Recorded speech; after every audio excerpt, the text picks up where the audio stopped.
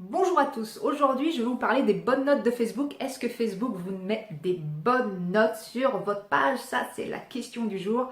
En attendant, je vous invite à télécharger mon guide des 30 publications Facebook clés en main qui va vous permettre justement d'avoir des publications clés en main pour, si vous êtes en panne d'inspiration, pour publier toute l'année. Il suffira de modéliser pour votre secteur d'activité. Vous trouverez le lien juste en dessous de la vidéo. Vous laissez votre prénom et votre email. Vous cochez la petite case RGPD pour les RGPD comme quoi vous êtes OK. Et je vous envoie le PDF, le guide dans votre boîte aux lettres.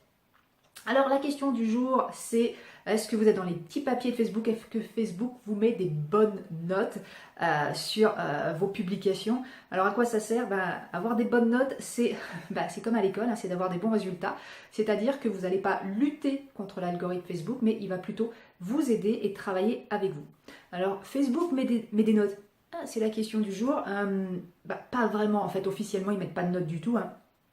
Mais on peut quand même en déduire qu'ils mettent des notes. Pourquoi? Parce que, excusez-moi, le nouvel algorithme qui est sorti il y a quelques temps a repensé la façon de gérer les publications.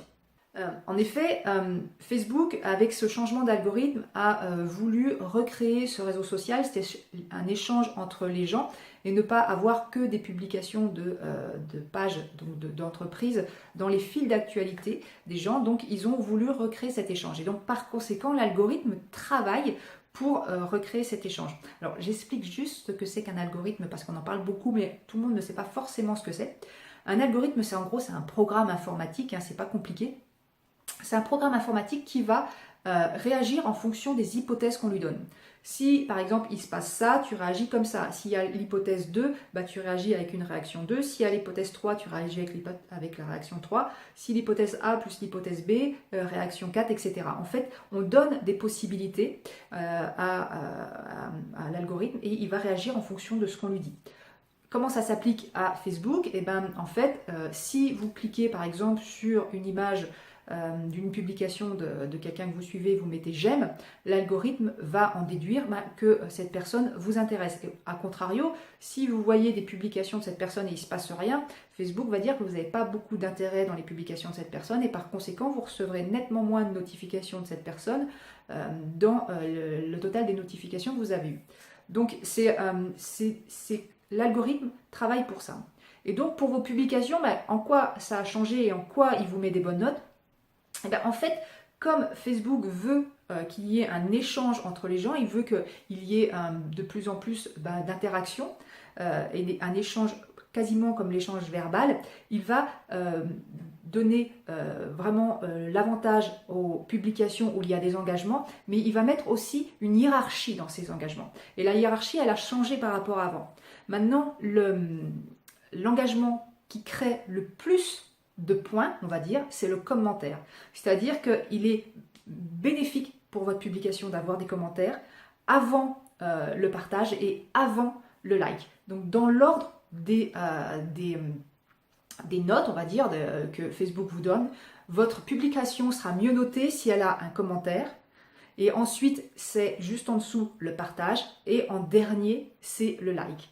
C'est plus facile en fait de mettre un like, juste de cliquer sur le like, que d'écrire du commentaire et c'est un peu moins facile de partager parce qu'il faut en plus cliquer sur un autre bouton, partager sur un groupe, une page, etc.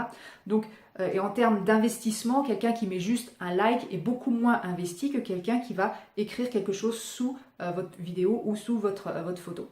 Donc c'est vraiment très important de faire en sorte que vous ayez un maximum de commentaires sous vos publications parce que c'est là que Facebook va vous aider à travers son algorithme à remonter vos publications, à être vues d'un maximum de personnes. Donc à la question comment est-ce que je fais pour que mes publications elles soient vues d'un maximum de personnes, voilà, vous faites en sorte qu'il y ait un maximum de commentaires là-dessus. Comment on fait pour qu'il y ait un maximum de commentaires? Déjà dans un premier temps on pose des questions. Il y a peu de temps, c'était la fête des mères. Moi, j'ai vu plein de publications sur des pages où c'est écrit « Bonne fête à toutes les mamans ». Ouais, super. Une fois qu'on a dit ça, on a tout dit, c'est-à-dire que mais ça ne nécessite pas d'engagement, ça ne nécessite pas de commentaires, ça ne nécessite pas de partage.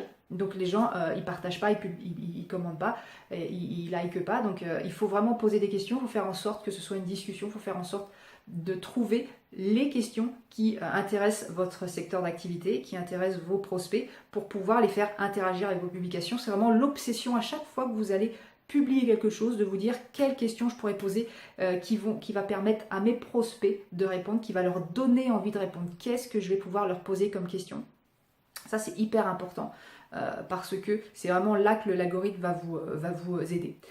Donc voilà, c'était les informations de comment avoir plus d'impact avec ces publications grâce aux bonnes notes que vous met Facebook. J'espère que vous êtes bien notés. En tout cas, si vous avez des questions, n'hésitez pas à les poser en dessous de cette vidéo. À très bientôt, ciao.